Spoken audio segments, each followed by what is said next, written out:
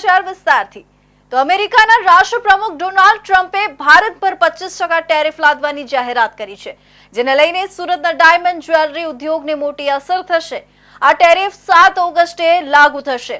વિશ્વમાં 10માંથી 9 હીરા સુરતમાં બને છે, જેનો સૌથી મોટો ખરીદાર દેશ અમેરિકા છે। હાલ મંદીનો સામનો કરી રહેલા હીરા ઉદ્યોગને ટ્રમ્પના ટેરિફનો ડામ દજાડશે। દેશના વિદેશી હુંડિયામણમાં ડાયમંડ જ્વેલરીનો પણ મહત્વનો હિસ્સો છે। સુરતમાં 10 થી 12 લાખ લોકો સીધી અને આડકતરી રીતે ડાયમંડ ઉદ્યોગ સાથે જોડાયેલા છે। 3 વર્ષથી મંદીમાં ફસાયેલા ડાયમંડ માર્કેટ 6 મહિનાથી પાટે ચડાવવાનો પ્રયાસ કરી રહ્યું છે, પરંતુ ફરી એકવાર આ ગતિ ઉપર બ્રેક લાગે તેવી સ્થિતિ ઊભી થઈ છે।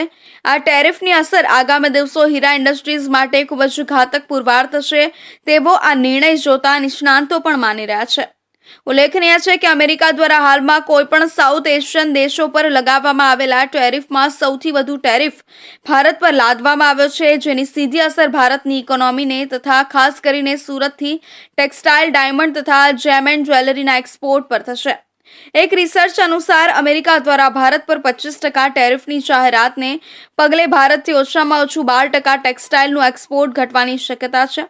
ટેક્સટાઇલ ક્ષેત્રે અંદાજિત $1.5 બિલિયન નું એક્સપોર્ટ ઘટવાની શક્યતા છે, જેમાં સૌથી મોટી અસર એમએમએફ ટેક્સટાઇલને થશે। સુરત ટેક્સટાઇલ ક્ષેત્રે એમએમએફ ટેક્સટાઇલનું હબ ગણાય છે, ત્યારે તેની સુરતને સીધી અસર થશે। બાંગ્લાદેશથી અમેરિકા ખાતે એલસીડી પ્રમાણે ટેક્સટાઇલનું એક્સપોર્ટ થાય છે। આ સંદર્ભે આવનારા દિવસોમાં અમેરિકા બાંગ્લાદેશ પર કેટલો ટેરિફ લાદે છે તેના પર ટેક્સટાઇલનું એક્સપોર્ટ નિર્ભર કરે છે।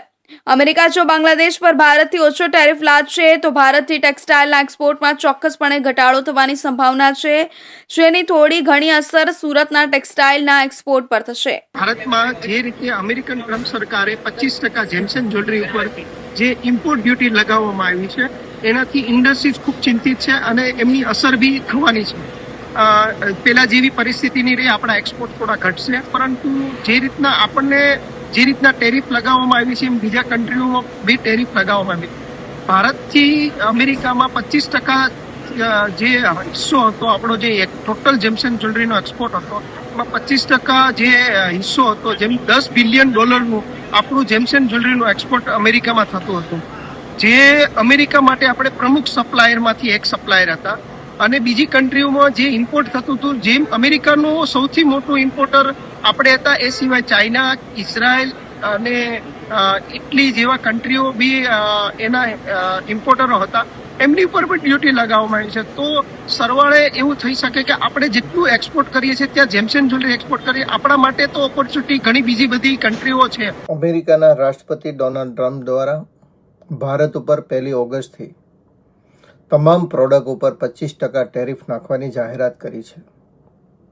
ખાસ કરીને જેમ્સ એન્ડ જ્વેલરી સેક્ટર ઉપર અત્યારે એની અસર જોવા મળશે, પરંતુ ઇન્ડસ્ટ્રીને અપેક્ષાઓ ભારત સરકાર પાસે ઘણી છે અને અમને ખાતરી એ પણ છે કે ભારતના યશસ્વી વડાપ્રધાન શ્રી નરેન્દ્રભાઈ મોદી જે પ્રમાણે ફ્રી ટ્રેડ એગ્રીમેન્ટ સમગ્ર વિશ્વના અલગ અલગ દેશો સાથે કરી રહ્યા છે, એ જ પ્રમાણે અમેરિકા સાથે પણ જે પ્રમાણે વાટાઘાટો ચાલુ છે, ફ્રી ટ્રેડ એગ્રીમેન્ટમાં પણ કંઈક આવતા દિવસોમાં પોઝિટિવ રિઝલ્ટ જોવા મળશે એવી અપેક્ષા સમગ્ર ઇન્ડસ્ટ્રી અત્યારે રાખી રહી છે। આ ઉપરાંત ડાયમંડ, જેમ એન્ડ જ્વેલરી તથા સુરત એક્સપોર્ટ થતા સ્પેશિયાલિટી કેમિકલ અને ફાર્મા પ્રોડક્ટના એક્સપોર્ટને પણ અસર વર્તાશે। ભારતથી અમેરિકા ખાતે ફાર્મા પ્રોડક્ટનું એક્સપોર્ટ $10 બિલિયન નું છે।